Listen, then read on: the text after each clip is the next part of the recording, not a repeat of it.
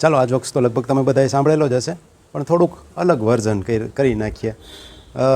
એક જગ્યાએ પિતા અને પુત્ર ડ્રોઈંગ રૂમમાં બેઠા હોય ને એવામાં રસોડામાં એક બરણી પડે, ફૂટવાનો અવાજ આવે અને મૌન સાયલેન્સ થઈ જાય 2 મિનિટનું.